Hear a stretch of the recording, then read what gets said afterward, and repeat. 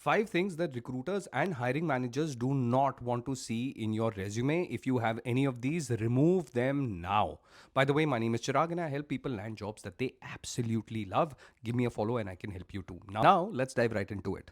Number 1, I do not want to see a photograph on your resume. Until and unless you're applying for jobs in the Middle East or a few European companies, you do not need a photograph on your resume. However, there is one exception. If you're applying for jobs in India and it says specifically in the job description that please share your photograph, that is when you add it. Otherwise, not required. Second thing that I don't want to see in your resume is your full street address. Why do I need to see which street, which apartment, which pin code do you live in? I only want the city, state, province, whatever that is. So if you're in Toronto, it's Toronto. If you're in Delhi, it's Delhi, Mumbai, whatever that is for you.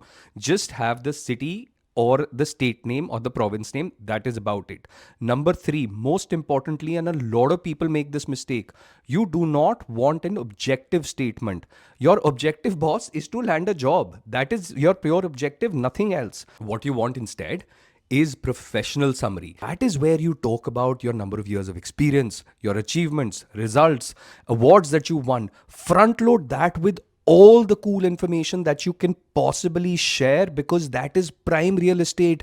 That is the first thing that recruiters and hiring managers scan when they look at your resume. So this is your chance to make an impression. After that, the next thing that you want to remove is your interest and hobbies. Why do I need to know whether you're interested in cricket or you're interested in trekking? Remove that, because at times, I genuinely mean it, it can create a certain amount of bias in a negative way, and you don't want that. Until and unless your interests and hobbies are clearly aligned to the role that you're applying for. For example, if you're a graphic designer who's interested in arts, it still makes sense for it to be there.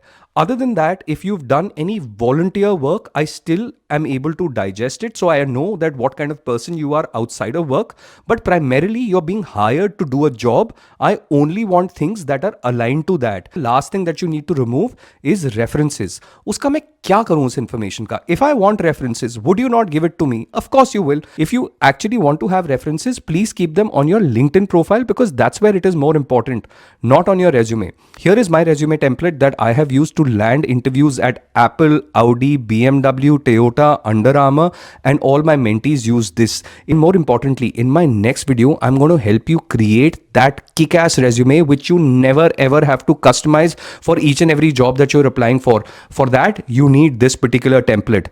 Type resume and I will flip it to you.